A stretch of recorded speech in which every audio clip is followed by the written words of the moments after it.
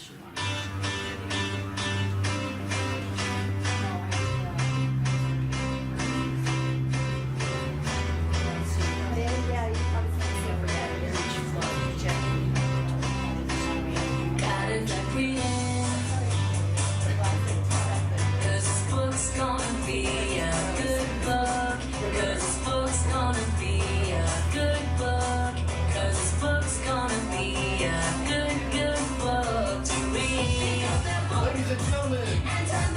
Welcome to the stage, Charles Weber.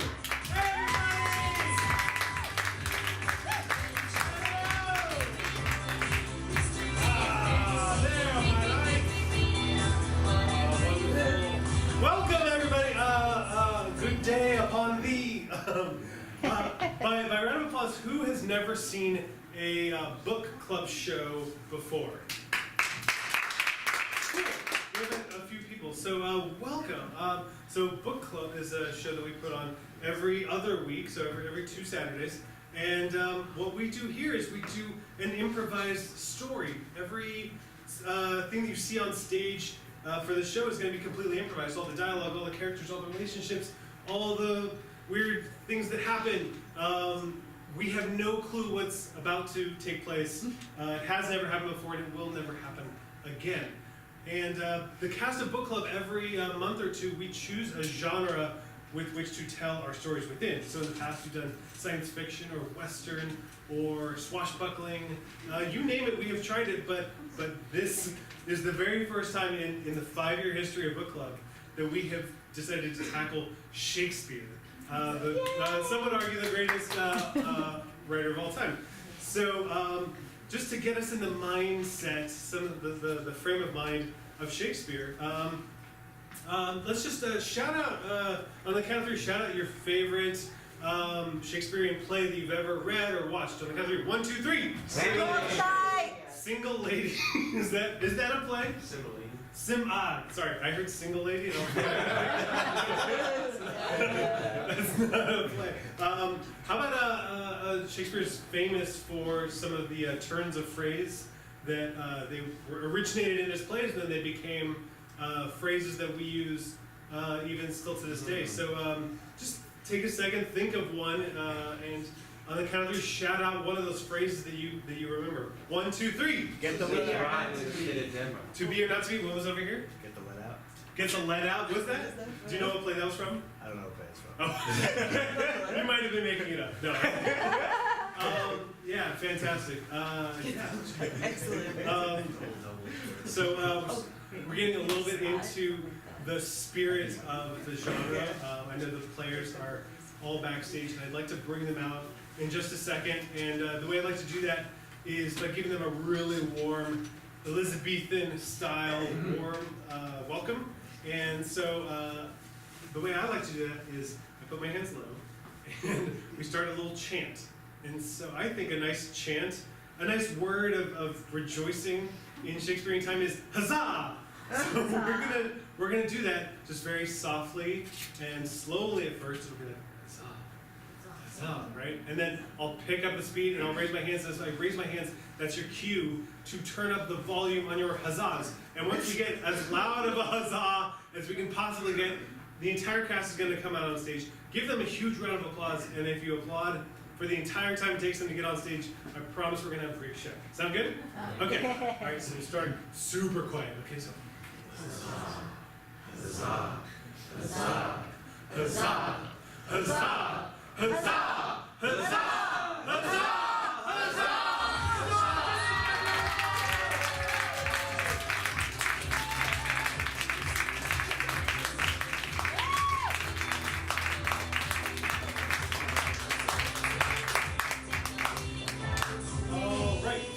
This is our cast of tonight's show, but right now we don't know what story we're going to tell. In fact, we need a little bit of inspiration. We need kind of a starting point, and we have a particular way that we do that here for book club. Raise your hand if this is your first time at book club. Okay. What's your first initial? M. The letter M, and your first initial? T. T. We have the letters M, and T, and we're going to, three players are going to stay up, and they're going to generate a title for our Shakespearean play using the letters M and T. It might have 2 words, it might have more than 2 words.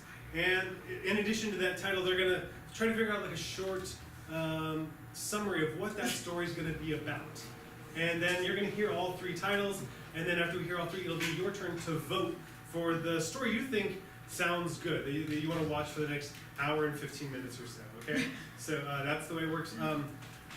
Normally, if you've been to our other book club shows, we have a person that sits over here, and they are the author. We have an actual person that sits over here, and they are narrating the action that's happening. But again, Shakespearean plays were seen. There was no narrator, so we do not have that position here. If you've been to those shows and you're wondering, where is he? Or where is that person?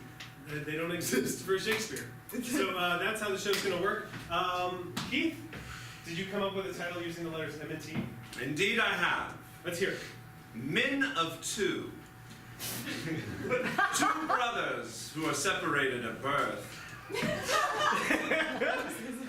should chance upon each other in adulthood. Men of 2. Men of 2. Okay, that's a good one. Remember that one. Okay. We'll have a chance to vote on that in a second. All right, Andrew? Merry timing. 2 twin brothers are getting married on the same day. What will ensue? Merry timing. Okay. There's a theme here. Okay, Amber, I know that nobody took any of your words from those. The Maiden twins. I swear this is improvised. Twin maidens. 8 men propose to them. Maiden twins. I feel like I'm being pranked.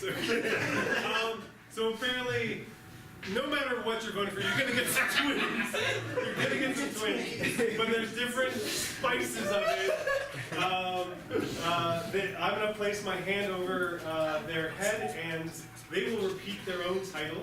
And if that version is the one that you want to watch, applaud loudly and proudly for that one. And the one that gets the most applause is the one that we'll see, okay? So, Keith. Men of 2. The original. Merry timing. Maiden twins. Okay. So there's a lot of equivalent. Everybody's like, I don't know any of these. And so I guess we have to just like combine them all together. And so we're gonna have twins that were separated at birth. There's going to be a set of twins getting married on the same day, I guess. And there's gonna be some lady. And there's gonna be some lady twins. Okay, that's gonna be really hard for us to do, but that's okay. That is what you all have chosen. So, just to recap, the 3 titles were Men of 2. Merry timing. Maiden twins. okay. Ladies and gentlemen, please enjoy Book Club.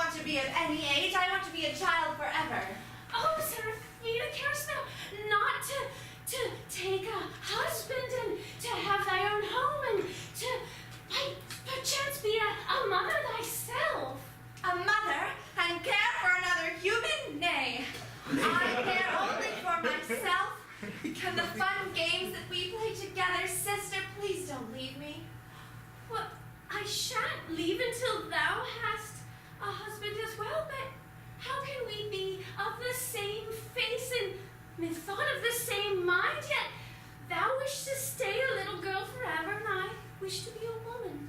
As father always says, just because two things look alike doth not make them the same. 'Tis true, father always says this. Is it true what you say, Priscilla, that you will wait until marriage until I too shall be married? Thou art a part of me. I cannot leave without thee. That perhaps there was only a way that we could go to the same home together with the same husband. Now that, But we can be in the same home if we stay here forever. methinks that then we shall become old maids together, never knowing what it is to love another. But we have each other.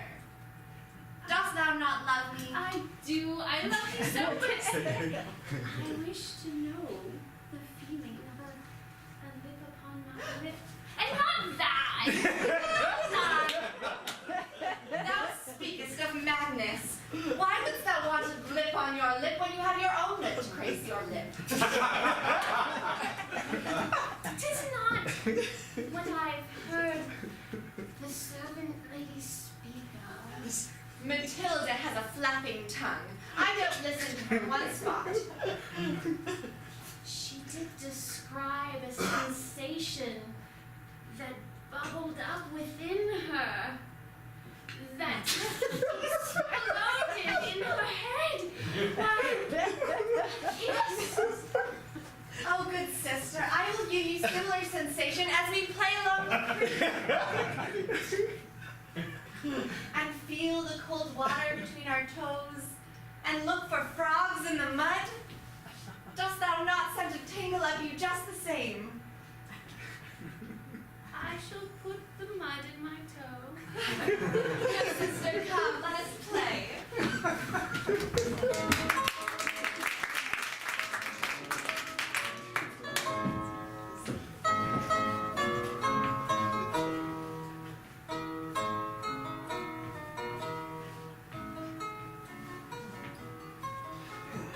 Ben Oliver, am I a good smith's boy?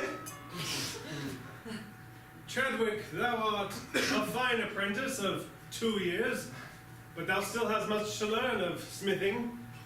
Indeed, Ben Oliver, I know it so. I get so mixed upon my brain thoughts. When I rescued you from the top of that pine, I swore that I would take good care of you, Chadwick. And to this day, I have fulfilled that promise by letting you apprentice here upon my humble smith shop. Art thou grateful? Indeed, Ben Oliver, I am most grateful to thee and thy mercies, for if thou had not taken me to be a smith's boy, I would be but a pine boy. The pine boys, they are a sorry lot. Full of sap they are. Indeed, and they bristle at any mention. Thou speakest true. Ah, thy stroke is coming along, thy muscles are burgeoning, as is a proper sign for a young boy of your age. I suppose thou art gazing out the window from time to time at the village girls. Oh, be not cross, Ben Oliver, for I do notice girls in ways I did not before. It was as though I were blind to them, and now, oh, I see. No. Pay no mind to those of the fairer sex. They are of a spidery sort. They entrap and ensnare thee in thy web, and make a feast of thy body. And before thou knowest, thou art slaving away with no life to speak of. Oh, indeed, sir, but they are such lovely creatures, not of the spider or the snake, but of the bird or the flower. Ah, it is true that a fly is caught with honey better than the foul stench of human excrements. Thou art wise, Ben Oliver. Thou art wise, and I shall heed thy words, and I shall remain a good smith's boy to my dying day. Yea. For 'tis time for you to pick up the hammer. Thou have been sawing the wood and cutting the logs But thou art not a woodsmith, thou art not a carpenter, no! Indeed Thou not. art a smith. Thou shalt pick up the hammer, strike it while it's hot. The master's hammer? Yes. This is your destiny, not that out the window. Ha! I bite my thumb at thee. Thou spindles of web, attempting to snare my adopted son from neath my wings. I shall make first strike.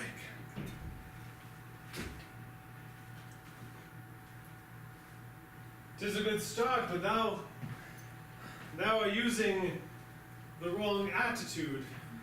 Oh. What attitude should I grace this blade with? The blade of a smith, and not the blade of someone whose head is elsewhere, whose head feels as if there is something missing. I know, I've read thy diary. It is your right. I live in thy house, and thou art my master. Do not punish me so for my thoughts. Nay, nay. For a thought that enters the head is like a bubble that erupts from the surface. It must be extinguished. Indeed, pop thy thoughts. Pop them. Speakers now, tell me all of thy thoughts. In most haste. I do graze out the window, and I see the twin sisters. They are so lovely. The maiden Seraphina and the other one? Yes. Tell me of her name. I believe it is Pickle. Pickle Pot. So it is Seraphina that has caught thine eye. I cannot hide my true affections from my master. Indeed, for Seraphina is sweet and graceful like a cloud, and though they look the same, I do not feel as though they are the same. Chadwick, Thou strikes me right. get thy head out of the clouds and down into the steel, for we have a delivery. These swords should be delivered to the Duke no longer than 6 hours haste. 6 hours. We must make wind with our hammers. Yes, we shall forge a mighty wind beneath the blows of our hammers, and such as this shop shall be known, the wind that carries all from within. Indeed, we must get to work, else they might think that we are jerks.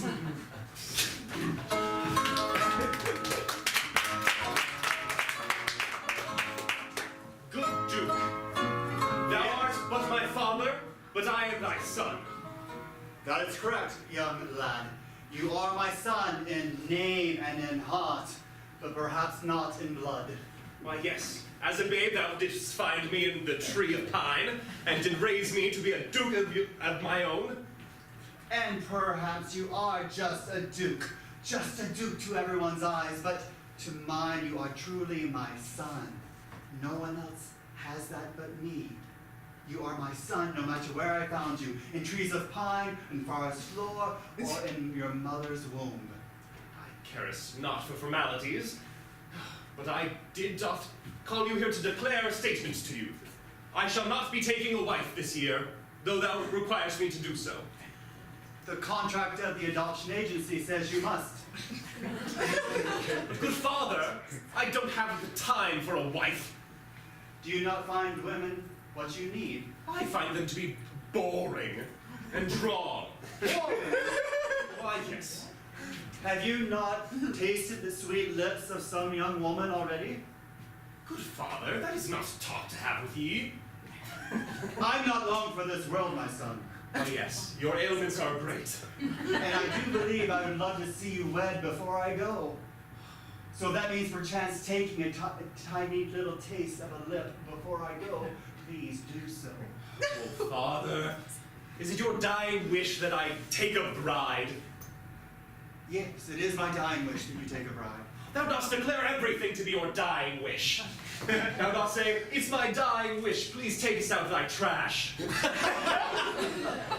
You are my son, in heart and mind, and in station, but not blood. So any son would be happy to help their dying father in any way they could.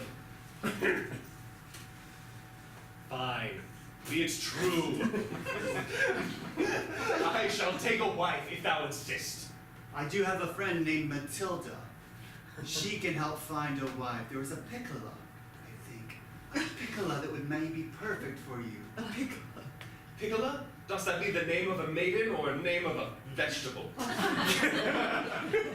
Perhaps she's both, dear son, but if she's a wife you shall have, she shall be just what you need. And if she a vegetable, what then?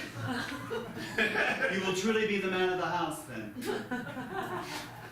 Aye, 'tis true. I could take a bride and just have it be that. A name only, perchance. Just name only a bride, not in body and bed. Would that please you, father? An heir would please me more, but I'll take what I can get. If a bride in name only is all you can give me without love, then please your dying father and give him that. Lord Duke, I did change the linens as was your dying wish. Thank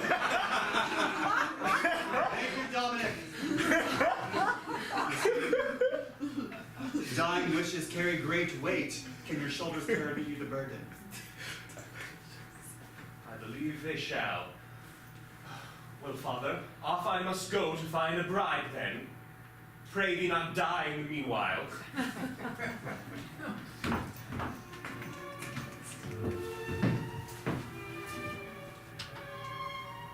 Hello. Good day, sir. I have a delivery. For For my father. Yes. I will take it. Oh, what sweetness is this? A mere graze of the hand, and my smith thoughts have been struck from my mind like a hammer. Art thou well, sir? Thou art looking a bit pink about the ears. Indeed, I seem to have come down with a fever. Is it hot in here? Why, no, it is mid-fall. The leaves are turning golden, dost thou not see? No, thou art observant too. To match thy beauty. Good sir, wouldst thou care to come inside and have a sit down for a bit?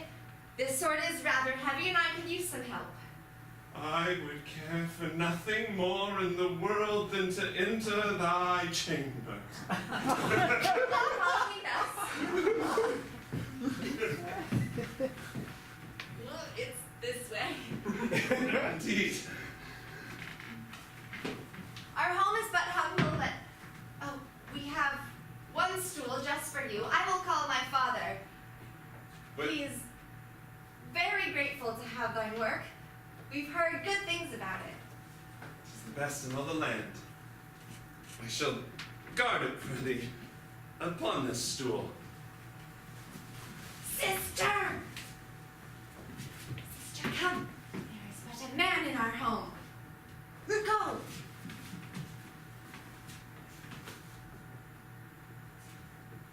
I will go fetch my father.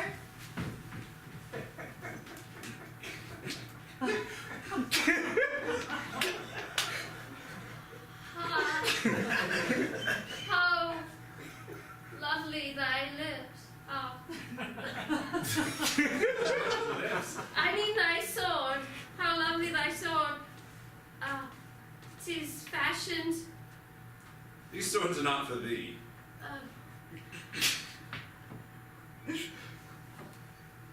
My name is Piccola. Thou art in possession of a briny name. That stinks of vinegar. I do enjoy the pickled vegetables.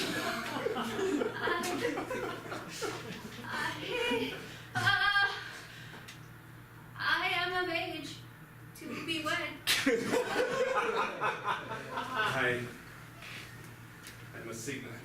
recognize I am not to be married. I am but a smith boy, glad to be more than a pine boy. Swords are my future, not rings. Oh, what a fool I am. How have I not been able to say in a word that sounds intelligent or articulate? Who am I? Come on, Piccolo. No.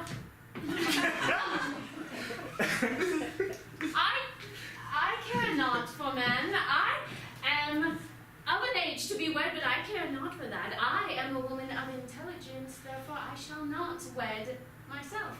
I am a learned woman. Art thou learned and quick-witted like thine sister?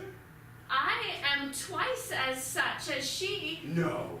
I am. Thou perhaps cannot tell us apart, for we are indeed twins, but I came into the world first, so therefore I am more learned, more slightly aged.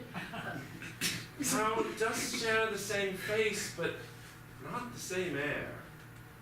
For my sister is graceful and smells most pleasant, but thou art clumsy and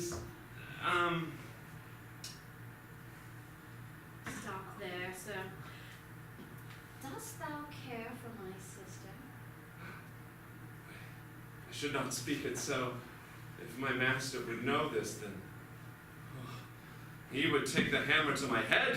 I did lie to thee, sir. I do care to be wed.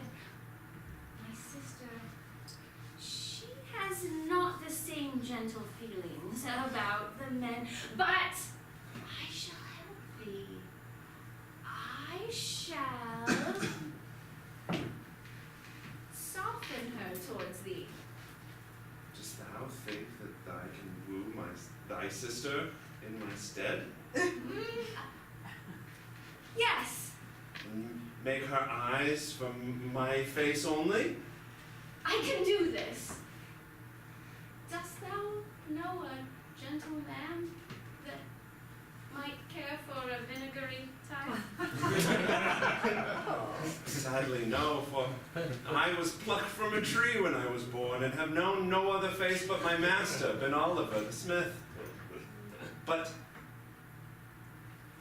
as a smith, I see all the comings and goings of people in town, and if the price for a bride be a husband, then I shall search until my heart stops. It shall be done. E'en so.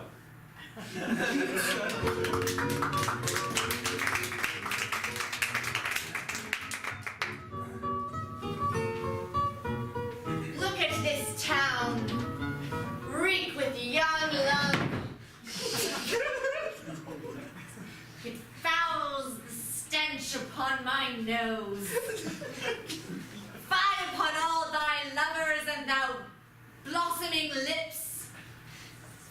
Where is the blossom for old Benvolio?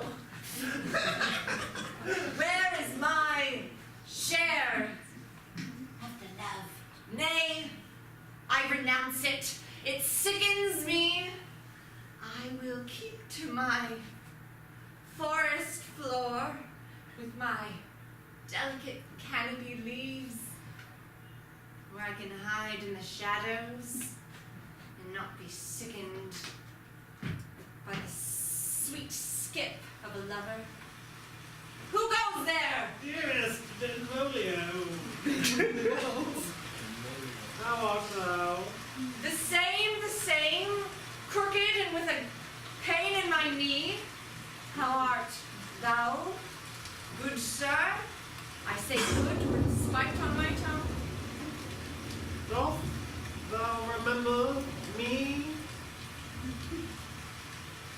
Let me peer into your haggard face. Ah, 'tis a look that could freeze a person into stone, I say. To look into mine eye. Then make me stone, for this life serves me not. I once presented ye a gift. 16 years hence. Ah, did I provide to thee? Yes. Back in the days when I thought that I could have a future. When I needed an heir to my estate. Well, that estate is gone, good sir. Dost thou not see my new hovel? Where art thy children? They would be of marrying age. I left them. I had no need for sons, with my wife ripped from my grasp as I clung to her pathetic form. No, this life has not been kind on me, sir, and I had no need for babes. Benvolio, Benvolio, Benvolio. 'Tis not a name one forgets easily. No, many before me have been named such. My father and his father before him. And now all of their work is but here, in the moss, in the rain. The children I gave thee all those years ago were a part of a spell, a bond that I forged with thee, and thou hast broken the bond in thy life. How thou curse me, man. I should have never trusted a beggar. A beggar or a witch?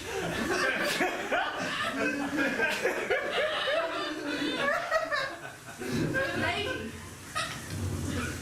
I recognize you not with your cloak upon your head. Yes, I know your face. It haunts me in my dream. Yes. I gave you the two babes, and now they are of an age where they are getting married soon. The tea leaves tell me their fates swirl together, and as their fates go up, up, up, so yours goes down, down, down. I knew the moment I glanced upon them that those babes would bring me ill luck. How can I take back my fortune from those thankless beings? That is the essence of the question. Some would say 'tis too late, but others might say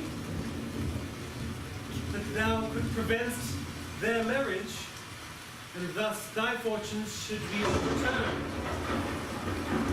Preventing thou marriage shall bring back my fortune and lift the curse. Some would say. Dost thou say, which who knowest of all of these things true or not? I do say.